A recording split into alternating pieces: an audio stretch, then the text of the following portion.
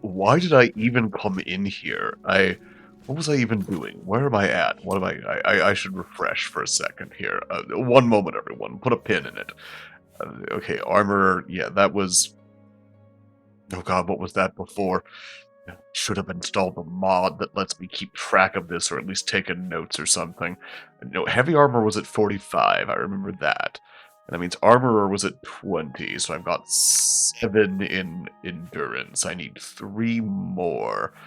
Ooh, and I don't think purchasing, do I have any? No, I don't. I'm going to also have to purchase them, but I only have 806 coins. That is not good. I need a form of revenue, and fast, if I'm going to be able to complete this. I've got to get to level 15, turns out. Not 16, 15, before we turn in the Mage's Guild quest and get that staff. All will be made clear in time. But I'm going to have to... Wait, was I doing speed at this level? Was I doing... No, that was... I think that was last time. Was that last time? Oh god, I should have taken... Okay, yes, this is the punishment. This is the actual challenge. Tuck in, everyone. This is the actual game that Oblivion is. I know that you think it's all about killing wolves and making your own custom magic spells, but no, this is the actual game. This is Oblivion. Settle in. Alright, we're gonna do destruction next. We'll get destruction up to 70, and then why did I come in here? Right, I was gonna try and buy something. Maybe was I gonna... I'm sure there's probably some other place in the Mage's Guild I can loot to. Maybe I'll just make some sort of loop around with all of that, and try to see if there's any slim pickings I can grab from there. Kurt Saxon was also about being a rapscraggle, a ragamuffin, someone on the outer fringes without the largest amount of resources at your disposal, and still finding a way to come out ahead, or at least in a way that could better yourself. And so in that spirit, let's look at one of his episodes concerning specifically money and monetary policy, because a collapse is a lot more than just systems, although the systems will play a vital part. The financial system, the banking system, the credit system, all of it. Every last system out there. But let's let Kurt Saxon explain it himself and answer the question: what is moneyer than money? Welcome to the Kurt Saxon Show, your countdown to the future. First, I want you to take down my phone number in case you want to call. The number is 501-437-2963. In case you didn't get it, here it is again. 501-437-2963. Sorry, but we can't accept collect calls. Tonight's topic is Preview of Life in the Coming Dark Age. It's the book review of this book written in about 1975, and of course the figures are for that time. Western civilization doesn't have to blow itself up to tear itself down, according to Roberto Vaca in his book, The Coming Dark Age. The University of Rome electronics and computer experts predict a massive breakdown in our enormously complex technological systems between 1985 and 1995, a knockout resulting in a return to a primitive way of life. The quality that sets Vaca's book apart from many prophet of doom manifestos is the logic with which he describes not only the coming technological collapse, but also its aftermath. In the following excerpt from Preview of Life in the Coming Dark Age, he speculates on the problems facing the survivors of a catastrophe we may not be able to avoid. It is not necessary for a few kilograms of hydrogen bombs to explode for hundreds of millions of people to be killed. The same result may appear by less violent and more intricate means, that is, by virtue of the fact that vast concentrations of human beings are involved in systems that are now so complicated that they are becoming uncontrollable. This hypothesis of an apocalypse that is impersonal, casual, and unpremeditated is more tragic than the other. My thesis is that our great technological systems of human organization and association are continuously outgrowing ordered control. They are now reaching critical dimensions of instability. As yet, a crisis in a single system would not be enough to bring a great metropolitan concentration to a halt. But a chance concomitance of stoppages in the same area could start a catastrophic process that would paralyze the most developed societies and lead to the death of millions of people. One cannot demonstrate, of course, that a chance coincidence of events, decline, congestion, and slowdown must lead inevitably to disaster, not at least in a developing situation such as I described. It seems very likely, however, that the most developed nations are on the way toward breakdown on a large scale. Countries that are less advanced than others, either on the way to modernity or still underdeveloped or just backward, will only be involved in the crisis to a marginal extent. 70% of the population of the world will not be much injured by the first wave of destruction. On the other hand, the more advanced nations will be more vulnerable to the harm that will accompany the breakdown of the great system. In the dark age that would follow, their total population might be halved. Since these nations would include Europe and the Soviet Union, North America, and Japan, some 900 million people would be involved, or about 30% of the present population of the world. The death of 450 million people in the world's most developed countries would mean that scientific development, technological research, large undertakings in civil engineering, industrial mass production at low cost, the whole organizing and directive structures that function in modern society would come to a complete stop. Along with a certain setback that the countries of the third world would suffer, there would be grave secondary consequences. Manufactured goods, finished and durable products, medicines, production facilities, and managerial know-how previously supplied by the more advanced nations, all will be missing. There is one fact that will bring notable relief to many survivors. The grim problems facing them will at least be completely different from those that have been tormenting them in past years. The problems of an advanced civilization will be replaced by those proper to a primitive civilization, and it is probable that the majority of survivors may be made up of people particularly adapted to passing quickly from a sophisticated to a primitive type of existence. The first benefit to be enjoyed by the survivors will be the end of congestion. There will be too few people left in circulation to cause any congestion at all.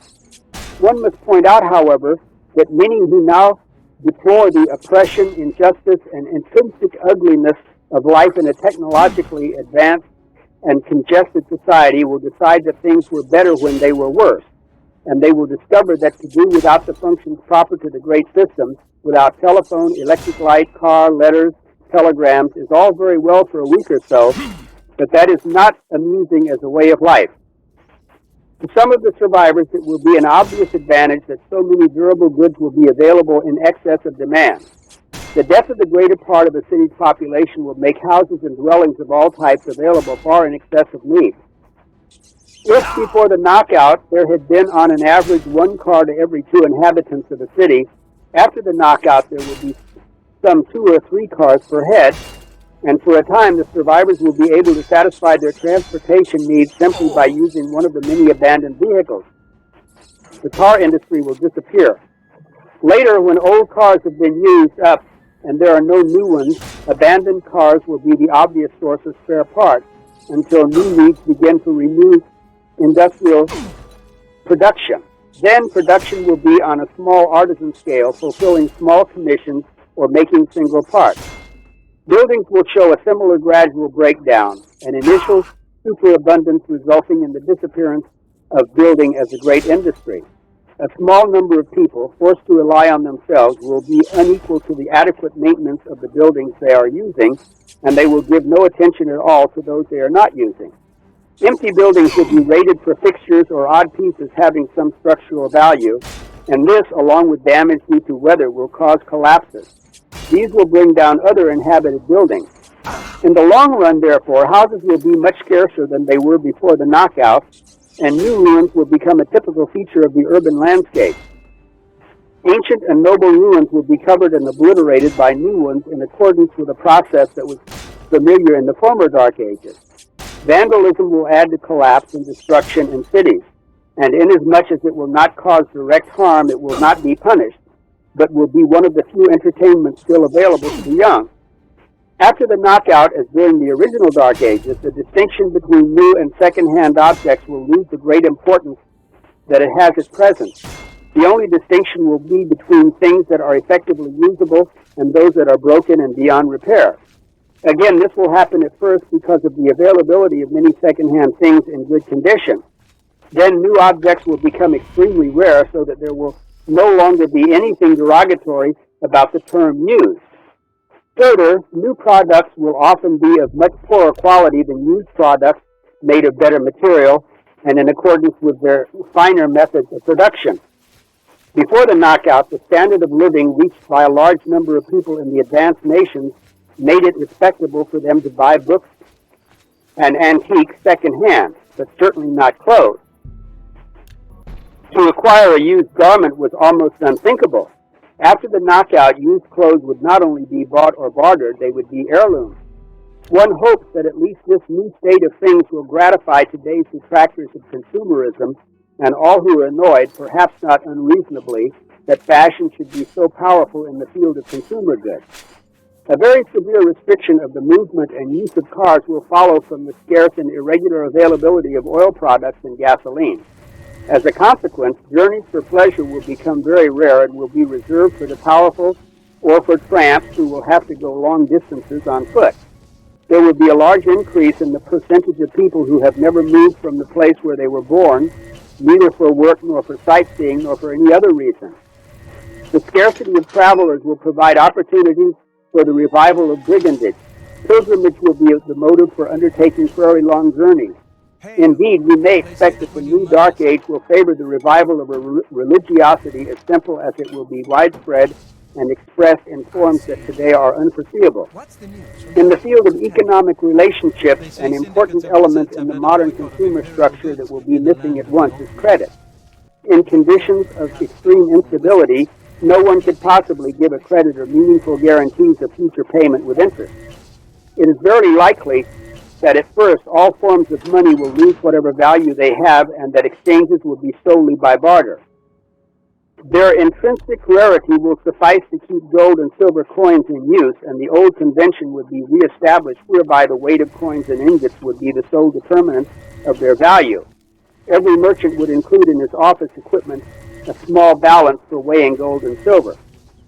Short-term advantages can accrue to the so-called developing countries inasmuch as they are actually subject to be colonized by or oppressed by more advanced countries on their way to regression. When the regression of the advanced nations becomes effectively obvious, their oppression of others will cease and the less developed nations will experience relief. But it will probably be brief because in the long run, much graver problems will emerge, not only because finished products from the regressing countries will then be lacking, but also because generalized armed conflict is likely to be the pattern, either between nations in retrogression or between those who have not yet advanced, or, at a more microscopic level, between cities, villages, or families, and between individuals. This is from the book The Coming Dark Age, translation copyright 1973 by Doubleday and Company, published by Doubleday and Company, Incorporated. Okay, here I am. Phone number is 501-437-2963. And the address for the information packet, which includes the U.S. militia and a copy of Shoestring Entrepreneur and the David Koresh Last Testament for $10 is P.O. Box 95, Alpena, Arkansas 72611.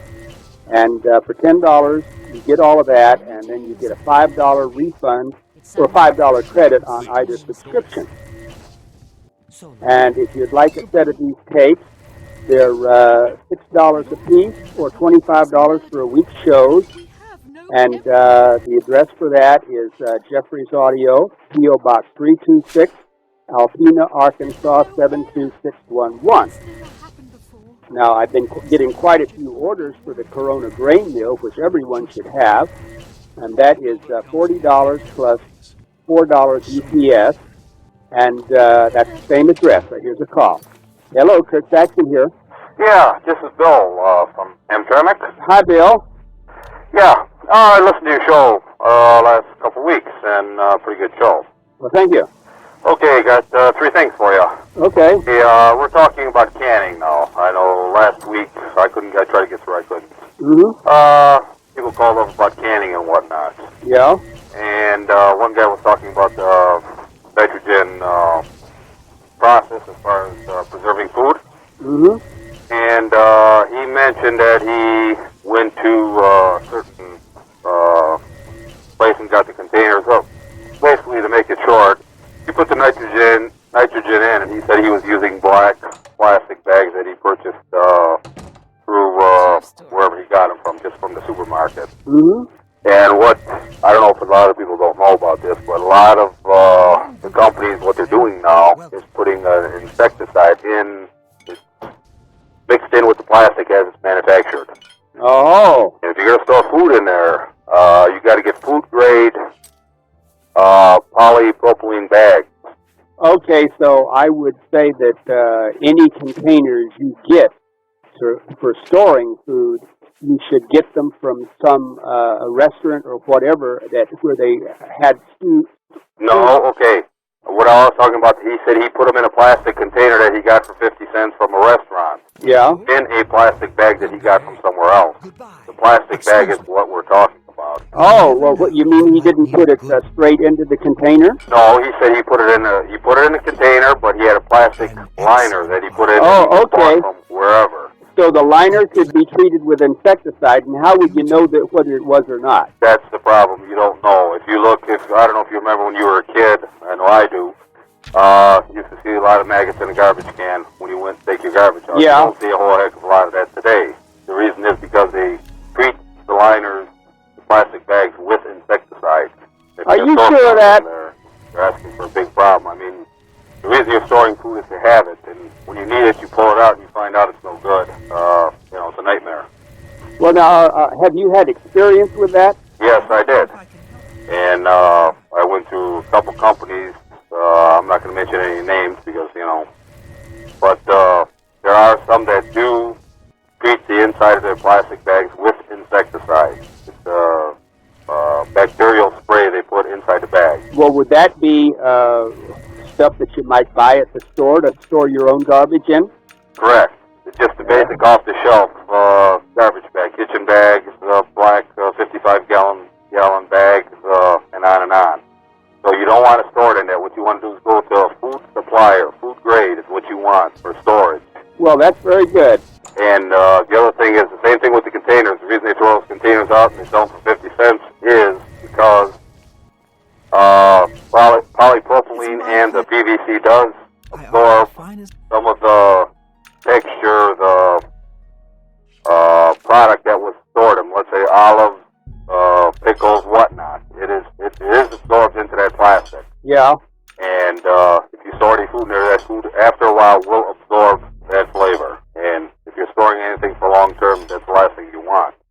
Well, now that's it's okay to be very intricate with all of that stuff, but I think a much simpler way would just to be, go to your store and buy a pack of 1 gallon Ziploc bags. Good day. And you get your 50 pounds of grain, and you transfer to those 1 gallon bags, and then put them into whatever container, and it would keep it nice and fresh. As long as they don't have any weevils in the grain to start with, nothing's going to get it, and nothing can get at it. Correct. Okay, I got two other points real quick. Okay. Let somebody else through. One other thing, as far as you were talking about canning the other day, I know you mentioned one guy that had peaches out there and you had a problem with them because he didn't do them the right way. He had a mental problem. Right, okay, but the whole thing with canning is 240 degrees. You got to get it to 240. The only reason you can get it to 240 is in a pressure canner because when water boils, it boils at 212, won't do it. That's for low acid. That's for, tomatoes, whatnot. Yeah.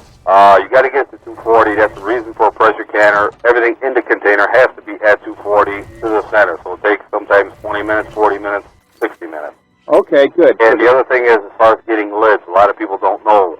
You can have a ton of cans, or jars, let's say, your canning jars. Mm-hmm. Without lids, they're useless. And I went through this in 1976. I don't know if you remember it or not. You could not find a lid anywhere. I remember. And I almost got in a riot in the store with a bunch of old ladies because I worked for a city service and somebody happened to find out from this particular individual that he had the lids, and he called up the guy because he knew him. I walked in and he put them in a little bag for me. I only had about 4 or 5 dozen lids, and I walked out and it was in a paper bag, and those ladies knew I had lids there, and they raised all kind of hell. How come he can get them and I can't get them? And I'm telling you. You got to watch out for old ladies. No, it's just the thing that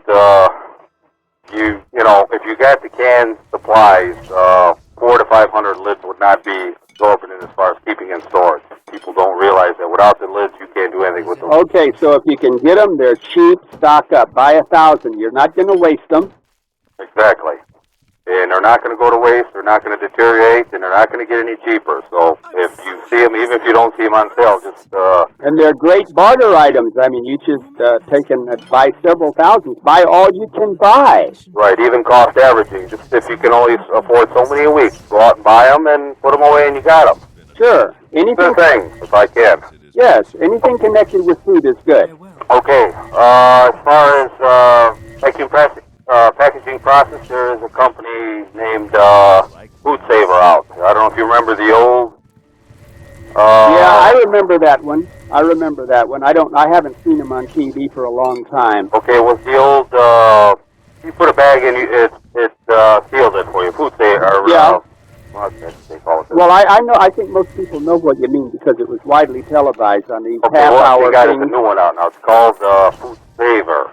And what it is, it draws a vacuum into the bag. And what it can do also is that you can put it on any kind of canning jar, wide mouth. I saw that commercial. That's something. Does it look good to you? I have one. I have used it. And when I had, this is what, 1994. Okay, 1993, I opened up a half-a-gallon jar of flour that I packaged for my wife, and that had a date of 88 on it. Yeah. Did you ever try to store flour in a bag from 88 and open it up in No. 1950 and see what happens? Anyway, does it work? Yes. I opened up, like I said, I canned a package of a 5-pound bag of flour in a half-gallon jar, vacuum sealed it, and so you're talking 4 to 5 years of flour, just regular store-bought flour, self-rising flour. Okay, if anybody who can remember that, because I just saw it once on TV, anyone who can remember the address, I'd be glad to repeat it on the radio. Yeah, it's Food Saver by Tilla, it's called. And they have even a 2 or 3 gallon pail they make now, which has a vacuum adapter. You can put stuff in, evacuate it. Yeah. And takes all the air out of the food. It doesn't put any nitrogen in, but from what I heard, just evacuate the air out of the canister right now. Well, that's a big about help. 5 years, no problem. Yeah. Okay, thanks a whole lot. Thank you. Okay, bye for now. Yeah, bye-bye. Okay, again, the phone number is 501-437-2963. These days, it really doesn't matter what you buy. The cost is going to go up, and most things are good barter items. And here's another call. Hello, Kurt Saxon here. Good evening, Mr. Saxon. How you doing? I'm doing fine. Who am I talking to? My name's Steve. I'm from Memphis, Tennessee. Okay, Steve. I wonder if you can comment on something. I was reading a book several years ago written by Anton LaVey Yeah? called The Complete Witch. And in that book, they alleged that you were a high priest of the Church of Satan. No, I wasn't a high priest of the Church of Satan. I don't. Well, who? Are you sure? Anton didn't write that book. He didn't. Oh no, because he knew me. Uh-huh. I joined the Church of Satan for a few months in 1967, but I was just a member, and it was a fun group. But when they found out that I was also a member of the American Nazi Party and a stormtrooper, they ostracized me. I was too evil to be in the Church of Satan. Is that right? Yeah. I thought LaVey had written that book. No, I think maybe his little girl Zena did. She wrote the foreword, and that's where she made that claim in the foreword. Well, you see, at that time, she was a little bitty thing, 4 years old. Right. And so I doubt if she would remember me, except I made her a medallion. That's exactly what. And and it wasn't used in any kind of ceremony because it was a Baphomet, what they called them. Right. And it had a goat's head on it. And the goat had Mickey Mouse eyes, and instead of the mystical symbols, there was a lollipop and a Luger pistol and a cookie and various things like that. And they wouldn't have used it in any of their ceremonies. Everybody thought it was real fun, but it wasn't anything. It wasn't serious. It was something I made for a child. Mm-hmm. But no, I joined that and dozens of other things. Yeah. Well, I appreciate that. I just thought Yeah. the comment on that. Well, people are just. It was something that she wrote. I think that she's estranged from Anton for some reason. And I don't. I have no connection with them. They were extremely interesting, but I got so much flack when they found out what a character I was that they didn't want me around. So I mean, it's sort of heart-wrenching to be kicked out of the Church of Satan. But it was a fun group. Of course, you can't do it anymore because it doesn't exist. Oh, is that right? No, it doesn't exist. Oh, I wasn't aware of that. Okay, well, thank you very much. You're very welcome. Good night. Okay, bye-bye. Hello, here's my phone number again is 501-437-2963. And the mailing address is P.O. Box 95, Alpena, Arkansas, 72611. And for $10, you'll get the U.S. Militia, Shoestring Entrepreneur, and the David Koresh Last Testament. Another call. Hello, Chris Saxon here. Kurt, this is Jim from Baton Rouge. Hi, Jim.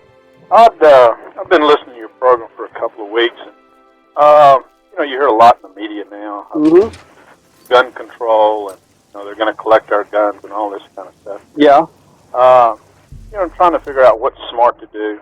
I think that the coming catastrophe is going to be short-lived. Maybe a matter of 3 months to a year or something like that. That's what they said about the Civil War, Jim. What do you think? That's the point of my call, was to ask your opinion. And before you answer me, I'd like to add one more thing. I've recently traveled to Central America with the idea in mind of buying me a safe haven down. No, your safe haven is here. Well, I think you're right. After going down there and looking around, I don't see how I would be better off down there. They'd eat you. Well, everybody's always looking, for the deep pockets, or you'll stick out like a sore thumb down there. Look, they're not American. Right. So you agree with me on that point? That oh, definitely. Maybe leaving the country isn't the way to go. No, that's the worst thing you can do. Because Okay. you couldn't get back.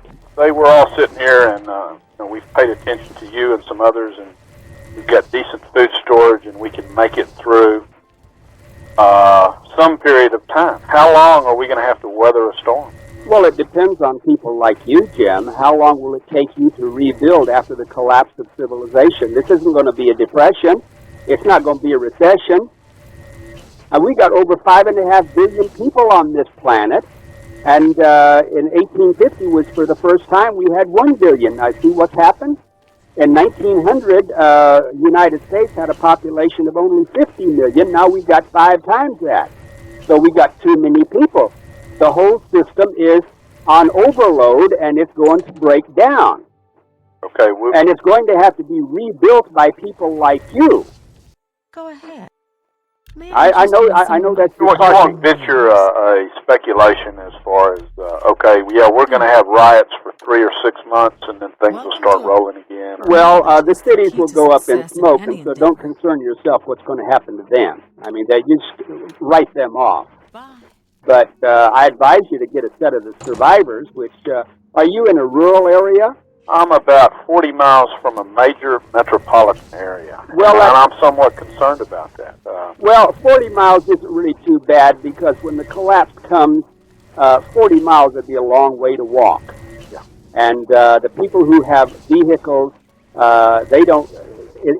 They'll use up their gas. There's not going to be any more gas stations. I mean, things are going to get bad. Just consider, if you listen to my little talk here tonight, when the bottom drops out of everything, then if you are several miles, if you're out of walking distance from a major city, you're going to be safe. And besides, you have, living in Louisiana there, you're going to have 40 miles of armed hillbillies between you and the big city. I caught the tail end of your talk about the coming Dark Ages. I'll try and get that book from the bookstore unless you sell it.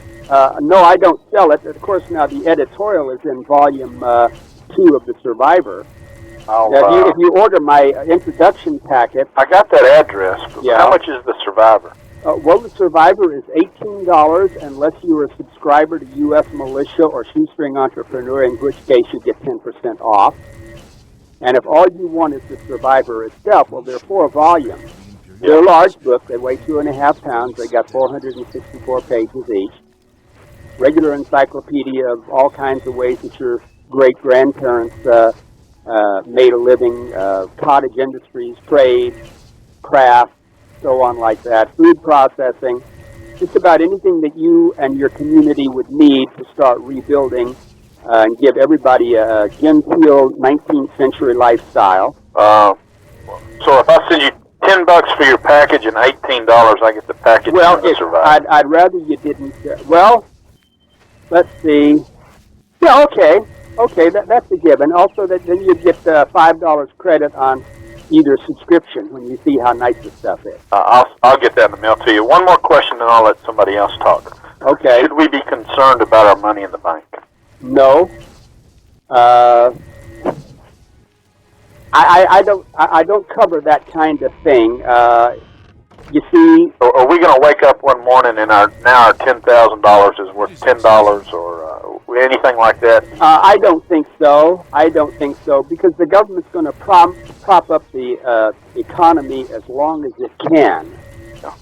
They want to feather their nest too. Now, very few people in the government, even as high up as the president, realizes how bad things are because they just don't think right. They weren't brought up right. And they've lost their ability to reason since most everything they've been doing since they got into politics is just keeping their job and trying to get into office the next time. Right. That takes up about 90% of their working time. One more point, then I'll let you go.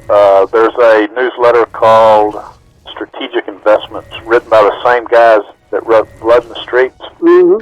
They make a prediction in there, or actually they quote some think tank's prediction that Clinton won't be in office come this November's elections because of Zippergate and some of those other things. Well, I don't think that sort of thing is going to bother him because he got in with the vote of the most mediocre constituency our country has ever been saddled with. And they're not going to let him go because he's a major yes man. For the committee?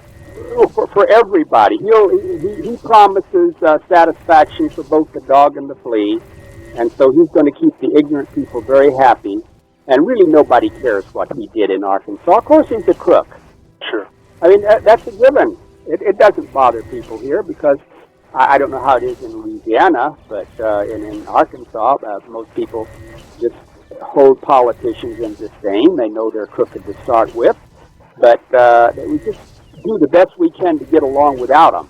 Todd, I enjoy your show. Well, I'm glad you do, and you keep listening. Thank you. Okay, bye for now.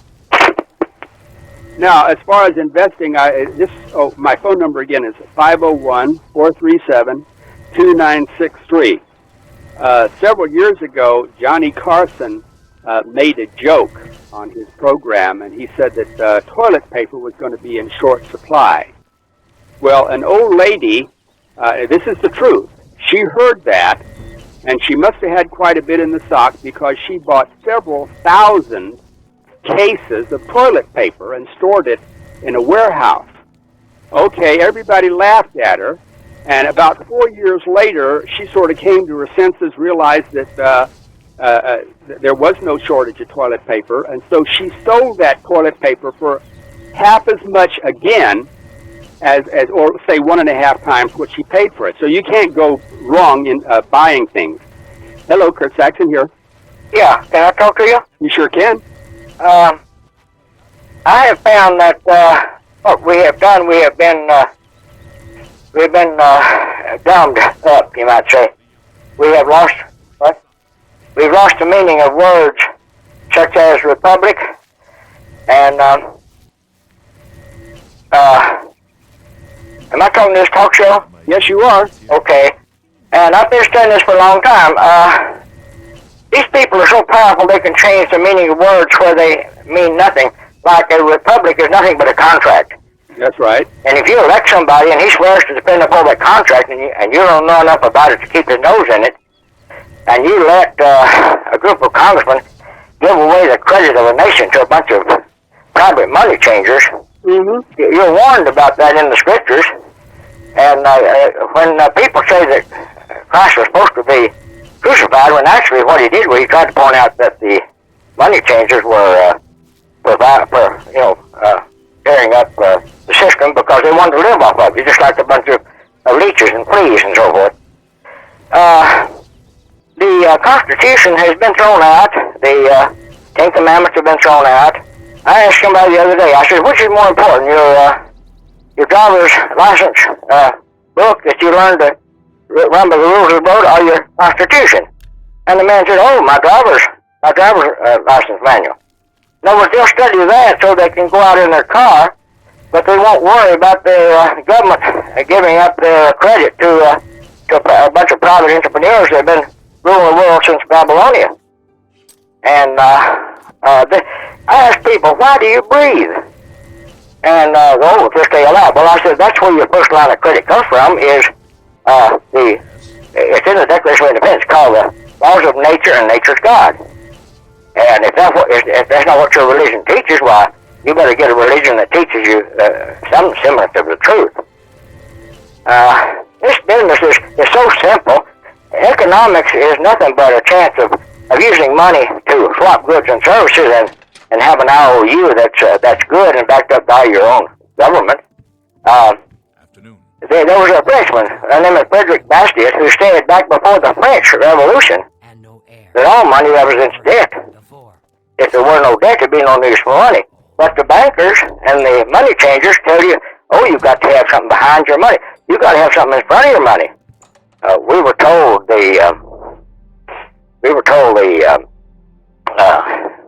King Midas, everything he touched turned to gold. It's a self-evident truth that people are good at economics, and when somebody comes in there and pretending to loan you money, can ruin your whole economy because somebody wants to get a leg up on the next man. You read Mein Kampf, haven't you? Yeah. Well, it says in there the farmers were getting along good, and one day a money changer showed up and began to loan the money. He didn't try to disguise himself, but he ruined their whole economy. There's a man written a book called The Debt Virus. Have you read that one? No, I haven't. Okay, well, if you get that book, he says they came into his country in 10 years. Their whole economy was really messed up. They had destroyed his economy. That was in the little countries in the northern part of South America. Guiana's, British Guiana, French Guiana, Dutch Guiana. Okay. One was Guiana country. Yeah. A very intelligent man. Money is a mystery. And it is an invention of man, just like language is an invention of man. We have a Bureau of Standards because we measure the universe with our own measurements, and we're responsible for keeping our own inventions pure. I worked in electronics for many years, and I've never fooled an electron. If I obey the law of the electron and understand it, why, you can make TVs work, you can make radios work, you can do all this wonderful electronics, you can make the computers work. I asked somebody the other day, I said, the richest man in the world wrote a book. Guess what the name of it was? And he said, what? I said, I taught my computer to steal. So you see, we really have to look at this as humorous, and all these people that swear to defend uphold the Constitution, if we don't read the Constitution and make them obey their oath of office, well, we're going to have a democracy, we're going to have federalism, we're going to have Sovietism, we're going to have all these things that fool us. We're going to have just what we have now, and it's going over the edge, see? Yes, sir. Yes, so, I understand that. Yes. See, so what you got to do is you got to forget a lot of this high-level stuff because it no longer applies to decent people like you, You've got to think about producing something that your neighbors need and encouraging them to produce something that you need and have as little use for federal currency as possible. And no matter what happens, you will be a very valuable member of your community. And the more people in your community you can make valuable, the more stable your community will be. And then when all of these big things you're talking about have fallen from their own weight and crookedness, then, hey, who cares about what happens to them? They're strangling themselves. Well, we had a chance. We had a chance. I know, regardless we of had what a we chance did. for interest-free money. Abraham Lincoln used it. They killed him. Kennedy put some in circulation. They killed him. But the news media is destroying our ability to even think properly. Well, it already has. Yeah. But see, the thing is, you watch out for yourself. Well, Because I was told by my mother that, of course, I should be responsible. And she also told me she never use the word kill.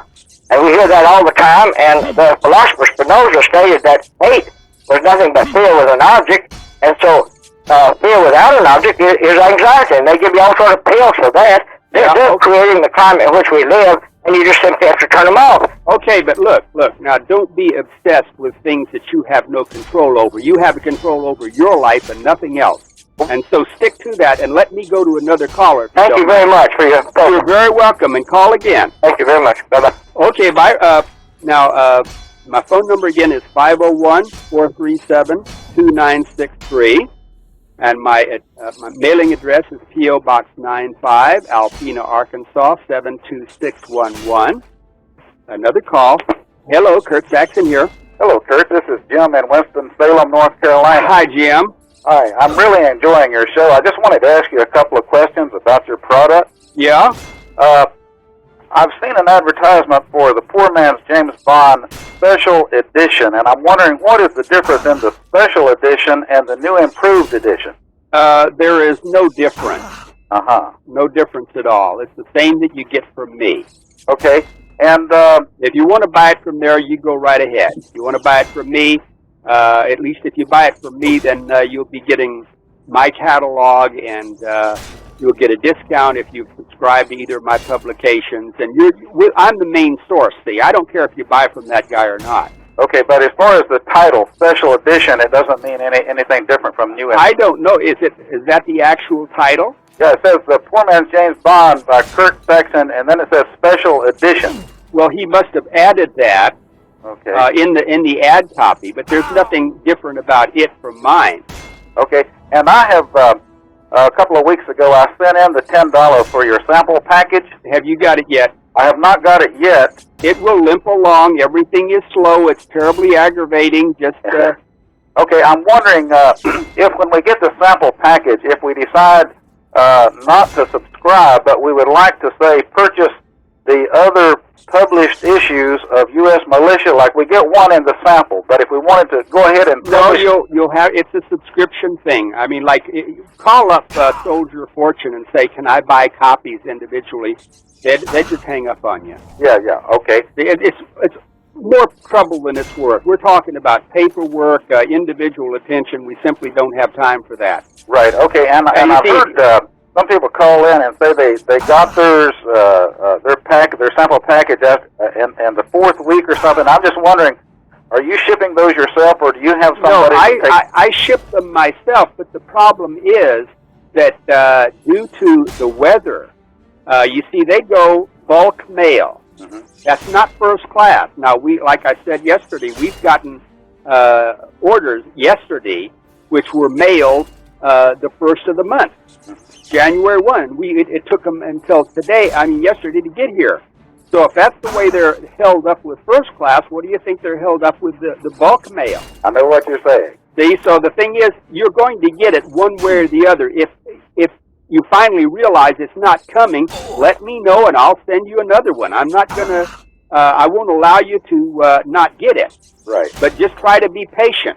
Okay, well, you're coming in really nice here in Winston-Salem, and I'm really enjoying the show, Kurt. I'm glad. Have a good evening. You too. Bye for now. Bye. Okay, again, the number is 501-437-2963. And getting back for the Johnny Carson and his toilet paper. Now, that woman made a killing, so it really doesn't matter what you buy. The price is going to go up. Hello, Kurt Saxon here. Hi, Kurt. I was wondering if I'm very interested in your material, and I was wondering if I could get a mailing address so I could send away for it. Well, I just gave it. You weren't listening. You got to have the pencil handy because. I got the pencil in my hand. But, okay. I guess I was too busy dialing. Okay. Okay. It's P.O. Box 95, Alpena, Arkansas 72611. Now, I've been sending everything out bulk, and we'll be sending our next thing out bulk. It'll probably go out either Friday or Monday, and then from then on, we're going to send it first class because there's just too much of a wait. Okay, what's the zip code? I got everything, but I was trying to write it down. What's the zip code again, please? 72611. Great. I'll be sending it for tomorrow. Okay. Okay, thanks. Okay, you're very welcome. Bye. Again, the phone number is 501-437-2963. Now, if you get incidentally, the frequency, in case you tuned in and you don't quite know where it is on the dial, it's an accident, 5.810 megahertz. Kurt Saxon here. Hi, Kurt. Andy from Detroit. Hi, Andy. Hey, I got your package on Saturday. Well, good. I love it. It was great. I'm glad. I really enjoyed Big Mike and the boys. Yeah, well, you better subscribe, and then you'll get the issue 1 and 2, and I'm working on issue 4 now. Great. Hey, did you like Clarence? Oh yeah, Clarence is great. Yeah, I like Clarence. Yeah, good. That was funny. Very instructive, though. It was. It was very good. Hey, about your talk at the very beginning. Yeah. All of civilization. Did you ever see that TV series, Connection? Oh, yes, I have it on tape. I love it so much. I watch it every once in a while. Oh, yeah. I mean, from like the very first episode, where James Burt goes through what happened in the Northeast. Yeah, when the lights went out. Yeah, just from one tiny switch, a chain reaction started, knocked the whole thing out. Well, in this big movie we saw was with Henry Fonda. It was a moth got in the computer and nearly caused World War III. Mm-hmm. So I wouldn't trust all these modern gadgets. I learned to use a wheelbarrow and I stopped there. Yep. All right, Kurt. I just want to let you know that people should get them. I mean, that package is really good. Well, I'm glad, and they're all going to get there sooner or later. All I can do is take them to the post office, and they are really tied up and swamped. And if they can't even get first class going fast, well, think about the other stuff. But you'll get it eventually, no matter what. Yeah, well, up here in the Northeast, some people didn't get their mail for 3 or 4 days when we had that cold snap. Mm-hmm. People just have to be patient, you know. Yeah. Give them time. Well, I appreciate that they're anxious to get it. Yep. All right, Kurt. You'll be hearing from me again soon. Okay, thank you. All right, bye-bye. Bye-bye. Okay, the phone number is 501-437-2963. Another call. Hello, Kurt Saxon here. Yes, Mr. Saxon. Yes. This is Pat, and I'd like to know, you're talking about, all these people that's going to be destroyed? Who are they? I'm curious. Well, I hope you're not among them. I hope you're not. Go ahead. No, I don't think I will be, because Why? I'm in a low population density area. No, explain this. I would like to know what people. Black? You're talking about white? It will be extremely democratic, Pat. Democratic. Yes. Well, Yes. It won't be selective. Well, you might say it'd be natural selection. The people who don't have their wits about them, people who are poorly motivated, people who can't adapt to new conditions, people who can't learn anything new. A person who is totally locked into this system doesn't have much of a chance. you mean all of our people in Washington are going to be lost? Oh, well, isn't that a happy thought? No, I mean, are they? Probably, if they stay in Washington, I would say yes. Well, you know very well. Now, what I'm getting at, and I think you know too, I don't know who backs you because I know. I back me. Somebody's got to be, promoting their time, are they not? No, I am. I don't have any sponsors. Well, you must have really made a mint doing this. No, But anyway, I just suggest because I think you've got some excellent ideas, but See, I suggest you stay on and listen to Mr. Cooper coming up, because he'll give you some better ideas on how to do this. Oh, I bet he could. Why don't you order my packet, dear? Why? I think you'd enjoy it. Well, I mean, I could do that also, but I would like you to listen to him. Well, I've heard Mr. Cooper. When? Various times. You better listen to what he's telling you, because the people that's following you is going to be lost. There isn't God left. Did you know that? What do you? Why would the people following me would be lost? Because they're believing what you're telling them, and it's so false. It really is. Okay, Pat. Pay attention. What is happening out there? Tell me, Pat, what did I say that was false? But did you say it was false? Yes. You said about all the people that's going to be destroyed, and that's not true. God put us here for some reason, not to be destroyed. Oh? See? Go ahead, tell me. Oh, well, what about the... That, to me, is a lie. What about the billions of people that have lost their lives to no purpose in even our century? Well, let's look back and see why. That's what I'm trying to tell you. Well, they're pestilence, famine, war. Exactly. We've had that ever since when? But I suggest you listen to Mr. Cooper, and I won't keep you on the line, but thanks for listening. Okay, Pat. Bye for now. Okay, my phone number is 501-437-2963. And the address is P.O. Box 95, Alpena, Arkansas, 72611. Hello, Kurt Saxon here. Good evening, Kurt. How are you? I'm fine. My name's Rob. I live in southern New Jersey. I sent away for the packet. Did you get it yet? No, I only did it a couple weeks ago, and I know the mail is slow. Yeah. And that's not why I'm calling, because I already know that. I'm in sales, and I deal with over-the-road trucking, and I know we had no mail service for a couple of days, so I know that all that stuff has been moving very slowly. But the reason I called, this last call that you just had, that woman screaming about Bill Cooper and so forth. Yeah. There's some merit to what he's saying. He wrote this book called Behold a Pale Horse. Yeah. Which has all kinds of wild conspiracy theories. Yeah. And I don't believe in much of that, but the one thing that he did talk about was the Federal Reserve banking system. Yeah. And a few callers back, a caller was talking about a book called Debt Virus. Yes. And I just finished reading that just this afternoon. Yes. And it's a very fascinating book into how our money system works and how the Federal Reserve is a privately owned banking trust. Well, we've known that for a long time, but you see, the thing is it Bill? Excuse me? Your name Bill? No, Rob. I'm sorry, Rob. That's okay. What I'm encouraging people to do is to stop being anxious about things they have no control over. You have no control over the government. Yes. See, you don't. No, I believe that's why I enjoy listening to your show, because you stay focused on those who are willing to listen and learn and adapt will make it. And you're not interested in saving the world. You have a message, and those of us that want to listen and pay attention, we can either heed the advice or ignore it. Yes. Well, see, people in rural areas have a much better chance of surviving the collapse of any civilization, no matter where they are in the world. Yes. Because they live day to day. They have chickens, cattle, pigs, goats, things like that, maybe.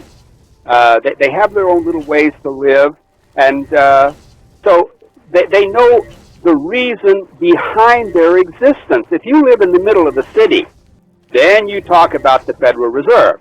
But if you live on the farm, you're interested in, are your chickens laying? Is your cow giving milk?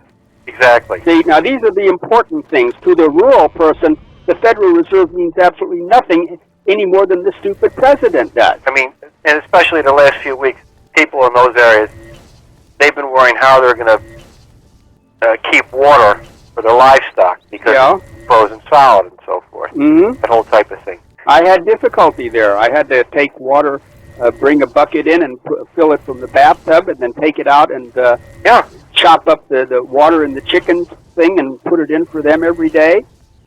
No, that's. I mean, they see, that was more important to me than the Federal Reserve, keeping those chickens watered. Exactly, but the book, it is an informative book. The man was a plastic surgeon surgeon who wrote the book, but it's written so that it can be understand.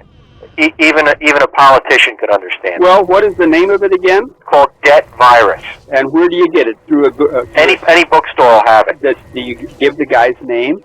I can spell it for you. He's from South America. Yeah. And his last name is Juliet Alpha Indigo Kilo Alpha. No, that doesn't mean a thing to me. Oh, you don't want the no. Okay, it's JAIKARAN. Oh, I think that's clear. If they've got the title of the book, their bookstore man will hunt it up for them, and I'm sure it's a good book. Yeah, my other question.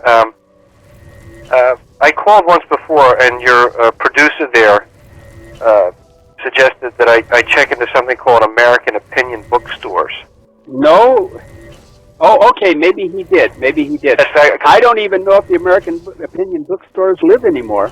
That's why, because I called a few weeks ago and asked you some questions about the Constitution and getting an unabridged or an original version of the Constitution, and your producer, you were musing over where I could get one, and your producer stepped in and said that American Opinion bookstores, and I used to work in a bookstore, and I checked some of my old contacts, and I don't think that they're in existence anymore, and I just wondered what the next step would be. Well, my engineer is writing something now, see what he comes up with. But my focus is on the individual, Rob. Yes. Now, I'm not going to say that there isn't a great big conspiracy with some awful men pulling strings, but they're pulling the strings of a lot of morons locked into a system which is going to die, and they're going to die with the morons. I couldn't agree with you more. And ever since listening to your broadcast, now I'm coming into my third week, I've been giving a lot. I've already made up my mind about what I want to do, and now I'm trying to put a plan together so I can relocate to a more rural area. Okay. Now, my engineer writes to me, they're all over California. Call the Birch Society for the nearest local bookstore. If you have a Birch Society listed in your town, especially if it's a big town, they'll be able to tell you where the bookstore is. Okay. Just look up the John Birch Society. Okay. Thanks so much, Kurt. You're very welcome, Rob. Good night. Good night. Bye-bye. Okay, phone number is 501-437-2963. Another call. Hello, Kurt here. Hey, Kurt, how you doing? Fine. That's good. This is Rusty in Florida. Hi, Rusty. I was wondering if you or some of your listeners might be able to help me out with a problem. A friend of mine used a process several years ago for taking the rust off of pieces of equipment. Mm-hmm. And it was, the way he described it was like a reverse electrolysis.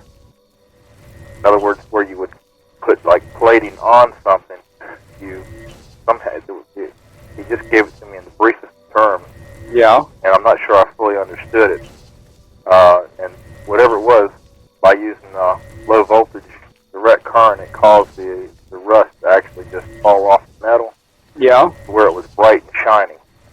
Well, now, I'm not too much into electronics, especially the basic stuff like that, but Volume 2 of The Survivor has a fantastic, absolutely wonderful book on basic electronics from 1927.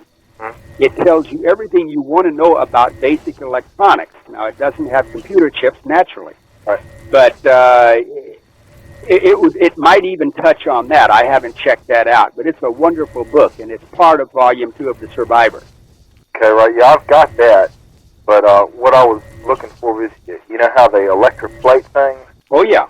The way this was explained, it's you basically reverse that process and cause the rust to come off of whatever it is you're... Well, I don't know about electronics, but couldn't you just switch the things to the opposite way that you have them? That's what I was wondering, if you could just reverse... Well, why don't you do it and see if it works, and then let me know. Okay. And something else I was wondering if anybody might know how to make fish emulsion at home, like you use in your garden. Well, I should suppose you just dry your fish and grind it up, maybe in your Corona grain mill, and put it on your garden. Uh-huh. Okay, I'll have to try that too then, if I can keep the raccoons away. I don't know why. I don't think it'd keep the raccoons away. I wonder if you could keep the raccoons away from it after you spread it, though. Well, I'd make pets out of them. Yeah. That's the kind of guy I am. Yeah. Okay. All right. Well, listen, I sure do appreciate it. I love your show, and I'm obtaining all your books. I've got all the Survivors and a couple of James Bonds. Did you subscribe to U.S. Militia yet? Yes, sir. I absolutely have, and do you like it? I love it. If I had any complaint about any of your publications, it would just be that there's not enough of them. Well, I'm doing my best to get them all out. I realize that, and I mean that in jest. Yeah. Well, be patient. Right. It's just that it's such great material that it's just so hard to wait for. Yeah. Well, it's just one of these things. It's the mail service, and they're doing a good job but they have one heck of a load. Yeah, they do. And they have earthquakes and floods, and it's a wonder they get it delivered at all. But anyway, just be patient, and all things come to those who wait, and especially if they work. Right. Are you going to have any articles on maybe truck farming or anything like that in your Shoestring Entrepreneur? I might. Okay, it's about that time. Okay, thank you. Okay, buddy. Bye for now. Bye. Now it's sign-off time. I'll talk to you tomorrow. So this is Kurt Saxon saying goodbye and be good.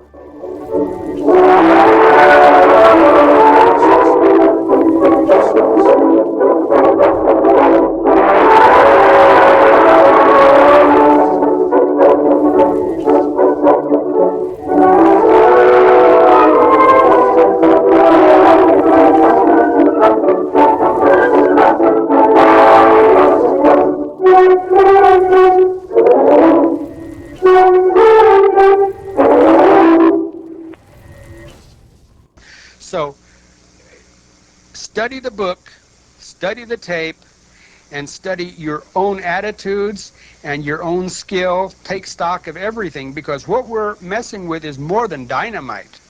It could be your life.